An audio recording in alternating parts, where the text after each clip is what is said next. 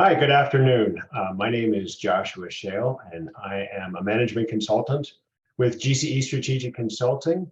And I'm here to talk a little bit about driving accountability.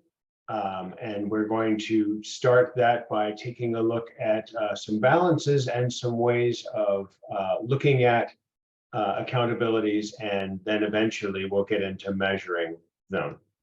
So let's get underway. So the overview for my presentation today, this is going to be one of four presentations. This is going to be fairly simple. The first is we're going to talk about authority and responsibility, because those two things really are how we develop a balance that gets us to accountability. And we're going to talk about measuring and driving to accountability. And then we're going to talk a little bit about that a balance of authority and responsibility, and how when we bring that together with accountability, we're really setting ourselves up to execute and to get results. So there is a great quote by Peter Drucker. For those who don't know, Peter Drucker is probably the father of modern business management. And he says that there is to be a balance between responsibility and authority. So assuming responsibility and claiming authority. And what Peter Drucker was saying is those two things need to be in equal measures. They need to be the two different sides of the same coin. And it makes sense when you think about it. It doesn't take a huge leap to say that if I'm going to assume the responsibility for something, that means that I'm going to have to claim the authority. But we'd be amazed at how often those two things can be out of balance. So when we see that, we're going to take a look at that balance a little bit. So the first is where we have the balance is tipped in one way. It's a little bit of a fancier scale. And when we have authority and no responsibility, well, that's tyranny. That was Peter Drucker's line. So let's think about that. When the authority is centralized in one area, but they're not actually responsible for something, let's think about what that actually does.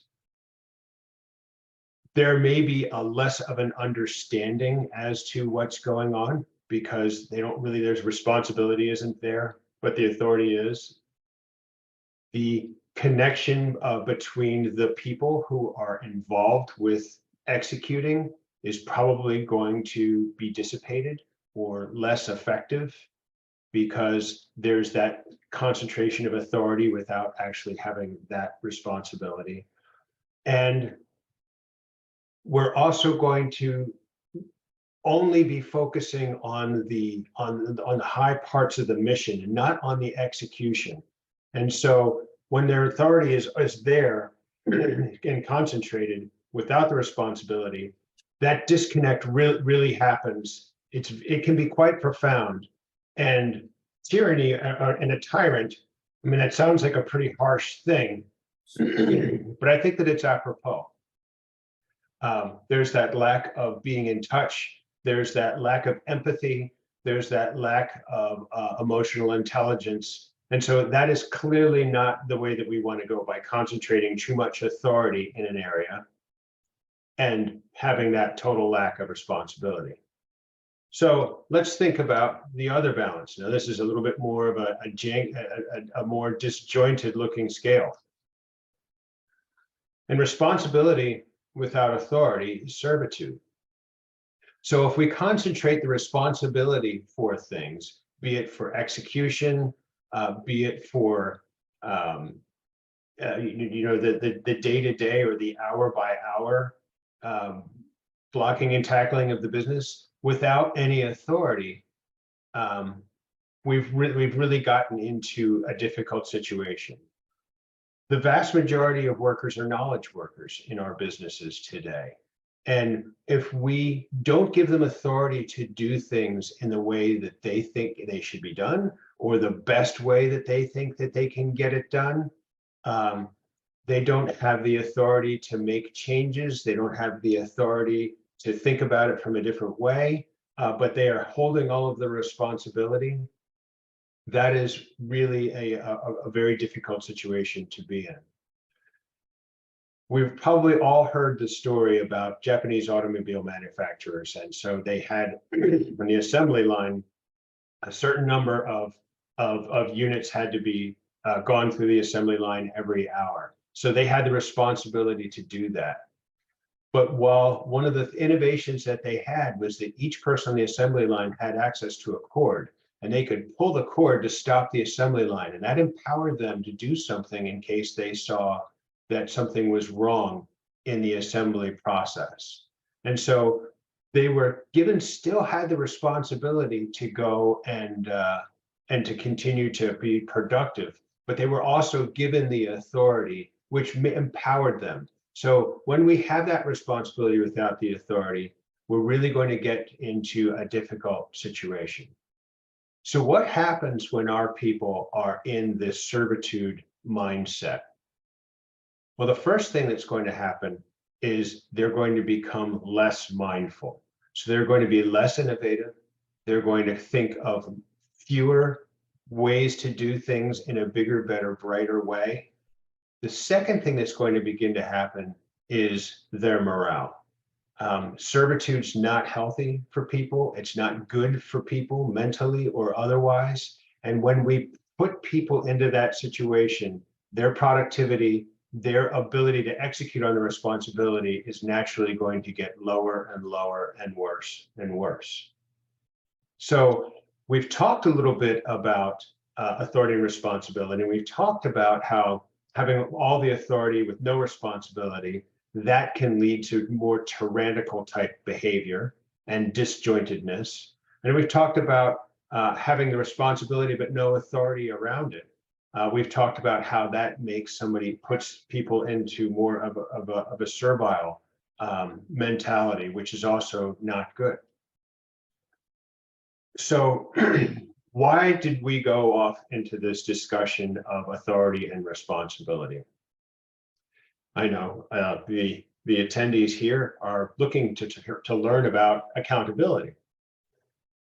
Well, the thing of it is, when we can balance authority and responsibility, that is the prerequisite to even start with accountability.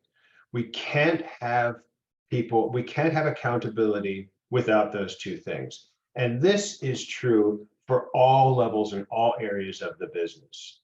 From ownership and executive leadership, they need to have the authority. They've given the responsibility to do certain, to perform to certain standards, but they have the authority to go and to do that. Then they can be accountable, all the way down to the front lines of our organizations. If you think of a delivery driver, if they know that they have a responsibility to deliver things on time and in a correct way, and they have the authority to change the route in case they meet traffic or something like that, then they have the ability to complete their tasks and what they're looking to do, and they are favorable with being held accountable for it. So let's talk briefly about what it is to be held accountable. If we're held accountable and we have the responsibility and not the authority, then we don't have any control over our future and what it is we're doing. We get to that servitude. If we have accountability, but we have all the authority and no responsibility to act or react, then we've got that concentration, and that's going to lead to that Drucker calls it the tyranny.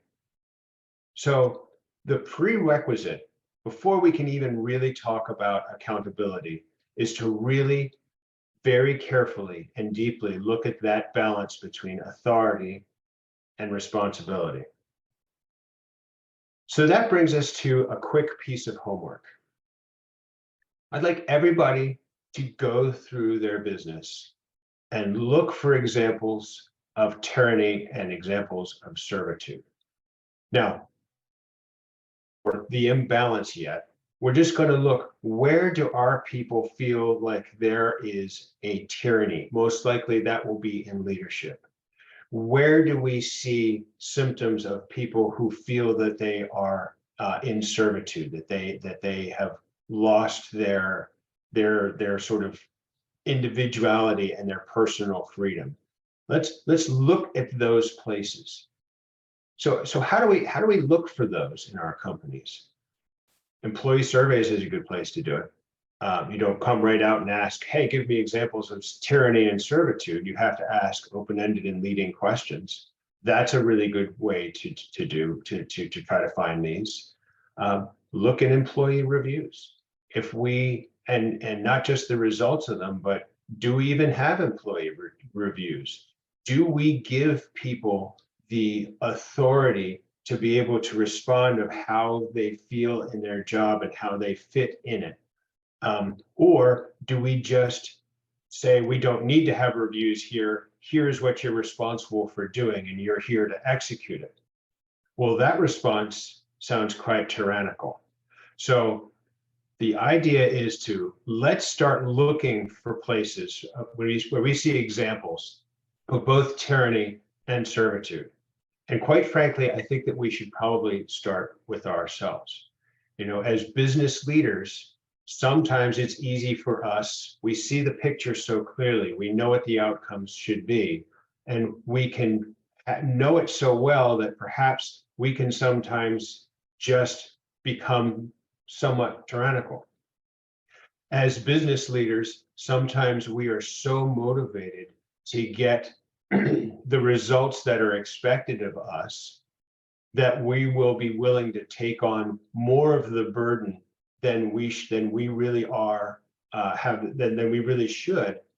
And in that case, are we not getting ourselves into a situation where we're experiencing servitude? So I would really encourage, look for the examples of tyranny and servitude. Once you've got them, then start taking a look at the balance between authority and responsibility. But use that balance as a way of understanding tyranny and servitude. Just what's a good example you've seen in some of the businesses you work with on that shows up? You know, oftentimes I've seen the CEOs, you know, pile a bunch on to their employees, and you know they might task overload them, but not really give them a say, right? And then they don't get the results they want, but yet they're still disappointed that the person isn't accountable. How does that translate? Is that tyranny? So let me give you a little bit of a very common example. We've all seen this. Okay. We have somebody who has the authority, doesn't have a whole lot of responsibility.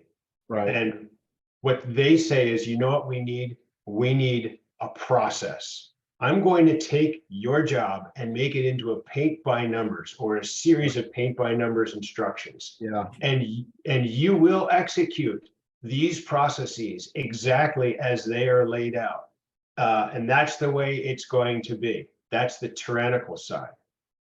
When that happens, we've all seen it. When the people are given these very rigid processes that they are to follow no matter what, the first time they encounter a situation that's slightly outside of the process, Right. this paint by numbers process, they sit down. I can't do it. I don't have the instructions for it. Therefore, I won't do it. So that's a good example of how we get tyranny. You will follow the process and you will do it exactly. And servitude, I don't understand. I'm not bought in. You're trying to make me into a robot. So therefore, I will find the first opportunity to just slow the thing down. And to not follow the process because what's in front of me is slightly out of scope. That's very dysfunctional. And we see that because, again, we have that concentration of authority and then we have that concentration of responsibility, but they're not equally measured. Right. So it's the individual that needs to have the balance, not the organization. Okay. How do you get that balance, or is that what you're getting to? So accountability is going to be the first big part. Okay. And so we'll talk a little bit about that in our next section, which we should get into right now. We're going to get that balance, and we're going to put it in place with measures and clarity. And we'll get to what measures mean in a little bit, but let's dive into it at the stop. There, we'll get into in subsequent discussions really what measures mean and best practices around measures. But for now, let's just keep it very high level, and let's talk. The measures themselves really have to be very clear, very easy to quantify, and where possible, they really need to be numbers. So why is that? Numbers don't lie. They are or they aren't. Numbers lend themselves to targets. So did we meet the measure? Did we not meet the measure? Right. Did we exceed the measure? That's another very important thing about measures. A third thing that's very important is when we have numbers, we can analyze them. So it's not just is our output, our measure is output. Is our output staying steady? Well, that tells us something. Is our output slowly going up over time? That tells us something very important. Is our output going down slowly over time?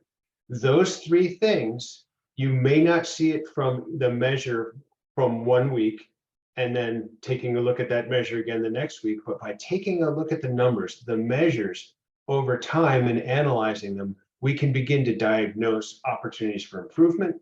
We can begin to understand underlying root causes of things. And so having the clarity around the measures and measuring them with numbers where possible is really, really important. We'll talk in another session about some of the best practices around these measures, be it KPIs or OKRs. We'll get into that later. But clarity is extremely, extremely important. And numbers are important. Let me go back to clarity and making sure that the measures are clear. This does a few things. The first is, if the measures are clear, it's really easy to see whether we are hitting our measures or not hitting our measures. The other thing is, when our measures are very clear, it's relatively simple to go and actually see what the results of our measures are and compare them to the target, because it's not complicated. If your measures require a fair amount of spreadsheet work or math or multivariate regression analysis, we've done it wrong, because then they're not clear. The third thing about clarity, which is really, really important, is we want the person who is being measured, we want the department that's being measured, the business functional area that's being measured, to have that clarity so that they have the chance to have the balance between the two. Okay. So that's what accountability is really important when it comes to the measures. Okay. Going back to clarity, when that person has the accountability, if that accountability is laid upon them, they really need to know the numbers say what is being measured. But there are two other things which are really, really important. One is, how is this being measured? Is it coming out of a system? Is it something that a colleague comes up with? Is it something which is electronically measured? If it's a quality metric, is it something where there is a QC process around it? If it's a financial metric, is it a financial measure? Is it something that's just coming out of an ERP or accounting package? And also, surprisingly often when we're looking at measures, if we don't really know how it's being measured, we might actually be measuring it incorrectly. And that can lead to lots of problems. So really understanding the person who owns the measure really needs to be clear on how that is indeed being measured. And then the most important, well, one of the most important is the why. Why are we measuring this? Why does this matter? And if they can use this to see, I understand upstream from me what matters there, and I understand their measures, and I can look and see downstream from me what is being measured and why that matters.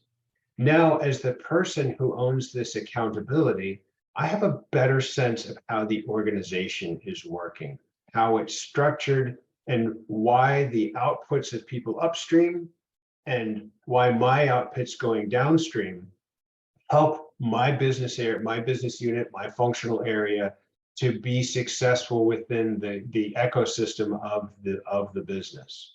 So accountability hinges on that really clean factor of clarity and making it simple and making everybody absolutely clear and understanding what is actually being measured, why it's being measured, and how we're doing the measurement. And then the measures themselves, be clear, be numbers where possible. Small aside, sometimes numbers can be impossible. So maybe we can try a green, yellow, red. The secret to green, yellow, red, they're actually numbers. It's a 3, a 2, or a 1. And so that can also help us. Okay. How often do you find that's missing with companies and just tying that together between the top down and offering that clarity? I think that it happens a surprising amount. And here are some of the where it gets a little bit disjointed. In general, tyranny exists more often at the senior executive level of companies, not always, but in general, and servitude is concentrated at the front lines. So when we have that, we don't have the balance, and we don't have that clarity up and down the chain on why, what's being measured, why, and how it's being measured. We can have the measurements, the accountabilities up at the senior leadership level, which are all being measured and they're all being driven towards, but they're disjointed from the ones at the front line of the company. And when we have that when they are not accretive to each other, that is the senior leadership metrics can't be broken down into their component parts, which are now measured down at on the front line. When we have that incongruity, then that's going to push more and more towards the imbalance. That's going to push more towards the tyranny. Okay. The executive team says, my numbers aren't the way they should be. And it's the front line's fault and it's their problem. And then the front line says, senior leadership, there's nothing that I can do to make them happy. They're always not pleased with the measures, even though it appears that I'm hitting my post on everything that I'm doing. I hit my measures every week, every month, but we're still not making it as a company. That's where you get the disjointing, because you need to have the clarity and it needs to be accretive. We'll talk about accretive measures quite a bit in a subsequent talk. Okay, let's move on and let's talk a little bit about execution. So we've talked about authority and responsibility and the balance. We've talked about how they come together and they are a prerequisite for accountability. But what happens when we bring authority, responsibility, and accountability all together? They're all aligned. Well, we get execution. We get execution in our senior leadership, their balance between their authority and responsibility, and now they have clear measures that they can help to manage themselves and the business by. And our front line has clear authority. When they have a clear balance of authority and responsibility, we can have their accountability, their measures, and what they're responsible for, have that clarity and can be quantified.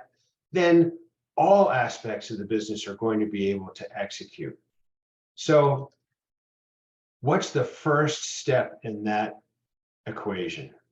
It's give the authority.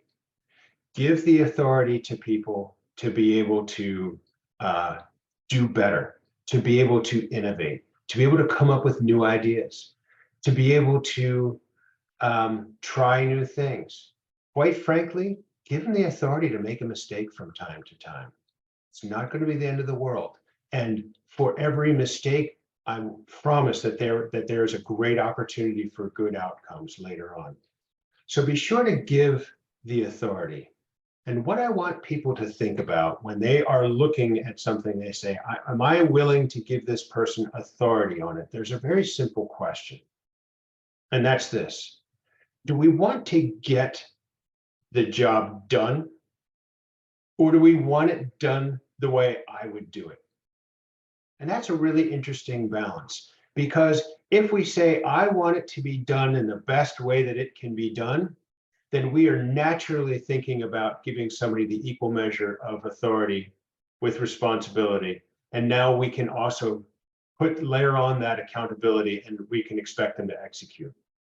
When you give the authority, Joshua, what does that look like? Like I've heard a lot of people say, well, I think a lot of owners think that they've given their employees authority, but how is to make sure that that is clear? What's a good way? What are some good rules? So there's a number of things to this. Okay. The first is open and honest and maybe even vulnerable communication. Okay. We need to be able to ask our people, do you truly understand what's going on? Do you understand how important your role is and what you're doing in this organization? Do you understand how it impacts people upstream from you? Do you understand how it impacts people downstream from you? That's in the processes of running businesses. Do they truly understand that? And then that's not a yes, no question. I mean, it is the way I framed it, but get them to talk. Get them to demonstrate that they truly have an appreciation for the other aspects of the business that are impacted by them. Right. The second thing is to be sure to let people know that you are there to help them. Yeah, I agree with that. Okay. And that we are here to guide and help and support. And in return for that, we need them to have the authority to own it, to be able to move forward. Okay. Let's go back to that. Do you want it done the way you would do it? When we say, we can often, senior leadership is often really able to very clearly picture how execution should be done, how a task, a job, a role, how it should be done. It's very clear. And if we are more concerned about it being done the way we would do it, we're shifting that authority and responsibility balance. And we are putting ourselves as the tyrants because we see how to do it, and you will do it the way that I have dictated. And then we're putting the people that we're working with in the servitude. And it's don't think, don't innovate, don't ask questions, just do. And so that gets out of balance. So really seriously ask yourself that question. I cannot overstate it. Which is more important? Is it that it is done and done to the best effect for the company? Or is it more important that it's done the way that I would do it? Right. Okay. Okay. So let's move on.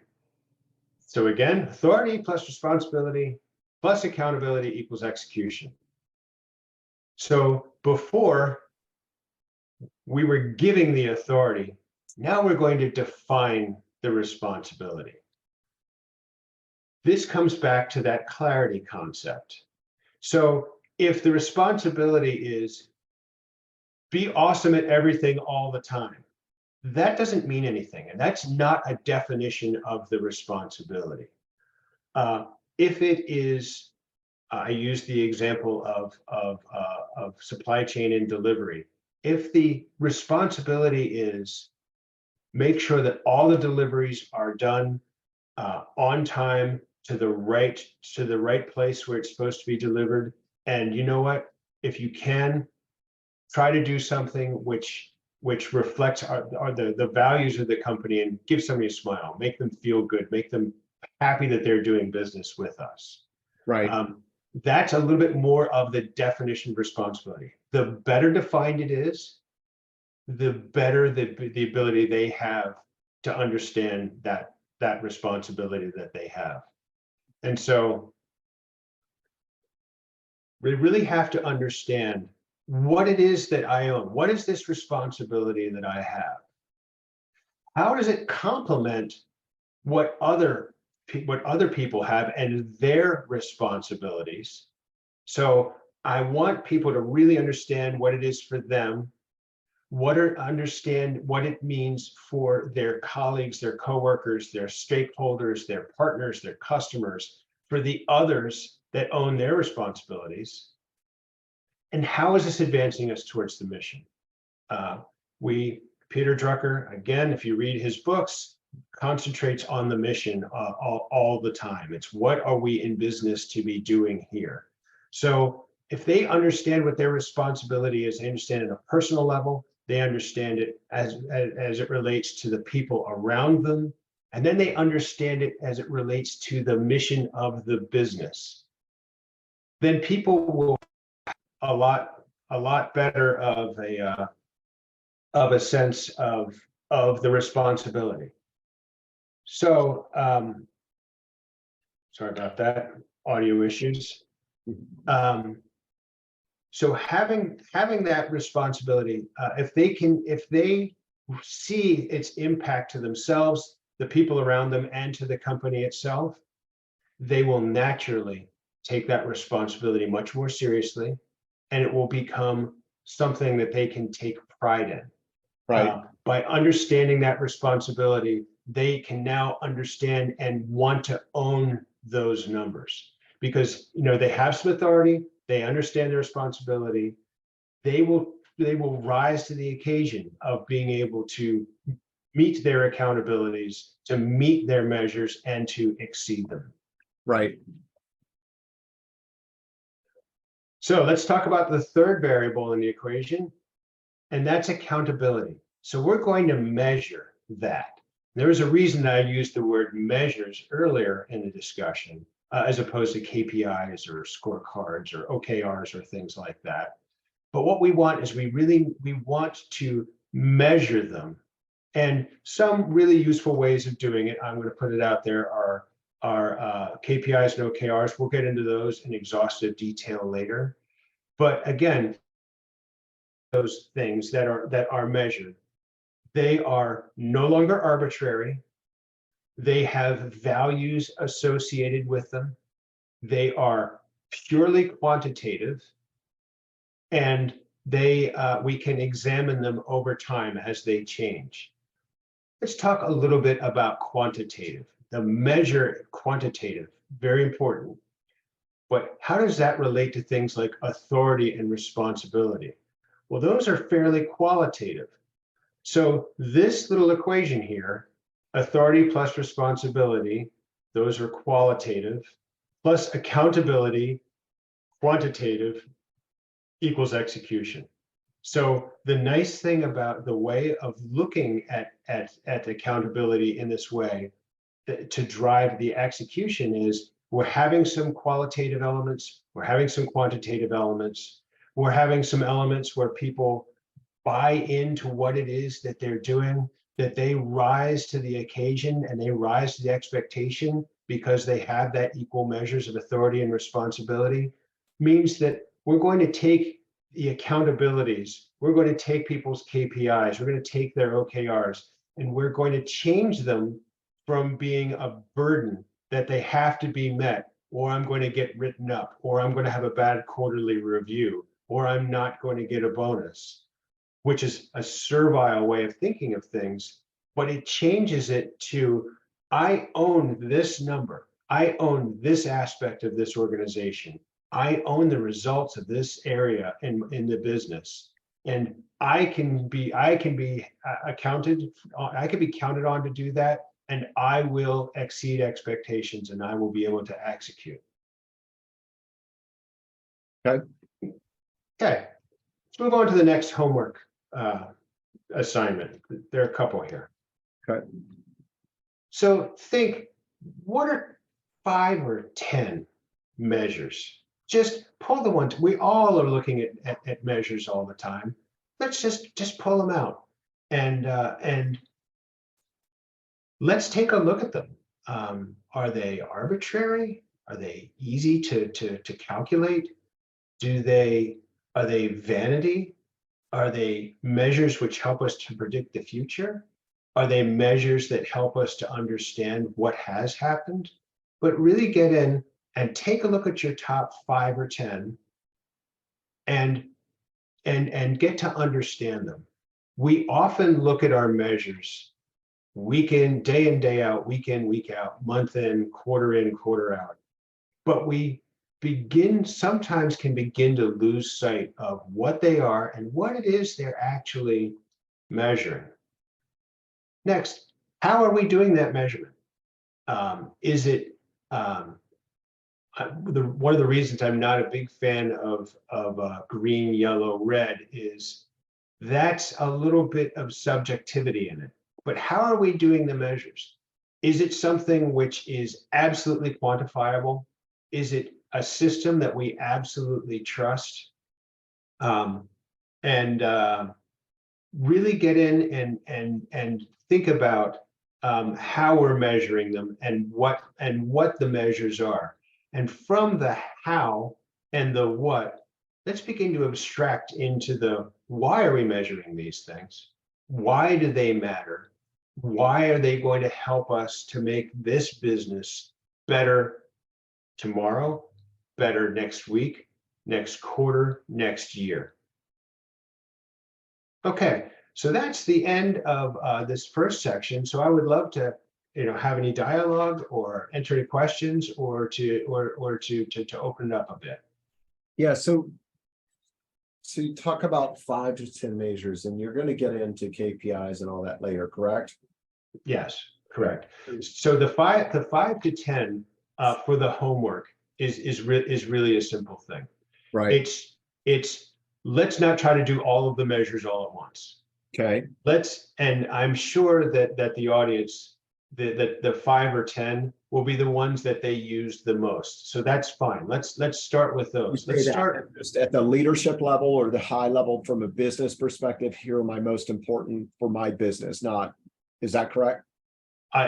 We can start with this. Remember, this is a homework. And what we're looking at is we're looking at what we've discussed, and we're trying to apply that to our world, our specific world. So it could be the 5 most important measures for the company. It could be the 5 or 10 measures that we have in a department. Doesn't really matter, because again, we want to take a look at these measures because we're going to be taking a look at how we're doing for execution. And as we know from the earlier piece, we know we have the equation. I'm going to go back to it. Right. And that's we by looking at our measures and what it is we're measuring and how, we can begin to start to understand our organization and the different levels within it in the terms of authority, responsibility, and accountability. Okay. Okay. So when you talk some about some of the things that you see when you have tyranny in the organization. Mm-hmm. What's it take as a CEO when I see some of those things taking place across my organization? I know it's me, and I can imagine that's not an easy fix, right? Mm-hmm. Because a lot of times you try to control and dictate, thinking that it will lead to the anticipated outcomes or results, which in a lot of times are actually creating a organization on a stack of cards per se, right? You're not really creating an organization that you can drive results for people. What is the best way to work on that and change that in myself per se? Okay, so let's look at two examples. One is I'm the business owner, and I suspect that I'm beginning to see it in myself. So that is the first step. I suspect that it may be in myself. That having that realization and that ability to think about it is the really key first step. Okay. The next is let me look at the areas where I think that I may be being tyrannical. Let's look at the balance between authority and responsibility from where I am as the potential tyrant. Let's take a look at that authority responsibility balance for the people who are feeling my tyrannical nature. And let's really understand that. Then, and it's not simple, and it's not a light switch. It's not going to happen overnight. It's going to take some time, and I'll give you some practical advice in a moment. But we need to get that balance in place. So if I'm holding all of the authority and delegating out all the responsibility, some dialogue is really important. And that is, how can I empower you to be able to handle this responsibility more effectively? Right. So what that really means is, how can I cede some of my authority? How can I help you? That means, how can I take some of the responsibility as well? So getting to that balance. Right. A practical thing, which is really important, is this, and it's can be difficult for owners to do, but coaching can be critically important. Okay. Having somebody who's confidential, who's not in your business, is slightly outside, and it could be a business coach, or it could be a mentor, or things like that. Have that discussion with them, help get some guidance and get some notes. That can be really very useful. The other is have peers outside of your organization, have other business owners, talk with them. Right. See what their experiences have been. Explain it to them, and give them the idea of the balance, and help. Just ask them, from what you know of me, from what we're doing, how do you think I'm doing on that? And then the third thing, in that same idea of community, if you think that you see other people in your community that may be struggling with it, talk to them. Yeah. Say, I would love to help you to give up some of that authority and accept some of that responsibility, so that you're more in balance, and all the people in your organization can be more in balance. Yeah. So that's a really major part to this. And it's great to be part of a community that such as the one that we're addressing here, Right. because it can be very lonely to be the business owner, the CEO, the one that everybody looks up to. And Right. having that peer group is going to be a really important tool for getting back into that balance. Yeah, I mean, quite honestly, you hit all the reasons why we started the Shift Spot. So that's good. Great advice. What is next week again, Joshua? Next week is You Can't Manage What You Can't Measure. Awesome. And so we're going to get into the measure part pretty heavily. We will go into some of the best practices around KPIs, around OKRs, Okay. and really about the measurement. Okay. Awesome. Well, I appreciate this today, and I definitely look forward to session 2 next week. Appreciate it. Well, thank you so much. I really enjoyed the preparation, and I enjoyed the delivery. So thank you very much for having me. Thank you.